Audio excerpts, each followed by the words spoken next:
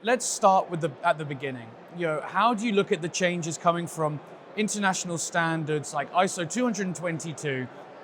How do you tackle them, and what are the opportunities for a bank like Danske to be the first ones to really get involved? Yeah, I think that's why we've had to change mindset a little bit, because typically it's been, this is mandatory, we have to do it, let's see what we can get away with. Yeah. But there's so much happening that it's not really an option anymore. So we've had to look at it a lot more strategically in terms of when so much is changing at the same time, how can we do that efficiently? But it also means what should we not be focusing on right now, but do bare minimum, and then perhaps go back and refocus on it later. Fascinating. Because we're not in control of the deadlines. Yeah. So where we might normally say, let's do everything right, now we will always do it right, but we might not make it as slick as we would if we had the time. That's such an interesting way to look at it. It's gone from being like, we just have to get the bare minimum out, to now actually being very proactive and exploring what's the benefit for your customers. And can I actually understand those a bit more for maybe the wholesale customers, the business customers?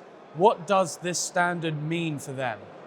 I mean, one thing is that we'll be able to keep up the standard we have today, because essentially there's so much more legislation, there's a lot more, let's say, focus on fin crime. Yeah. That we're kind of getting dragged in the opposite direction in terms of, being able to service our customers to the level that they are used to today.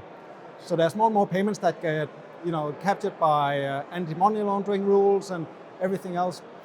So just to be able to still provide the service we're doing today, we need to implement these new standards. But then there's all the, let's say, fun stuff on top that, especially for big corporations, they'll be able to put a lot more remittance information in the actual payments, which makes it easier to reconcile.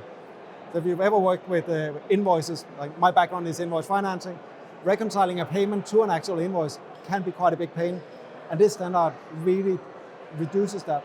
So it's kind of a lot of hygiene factors that in isolation are maybe not that exciting, but it'll have a really big impact.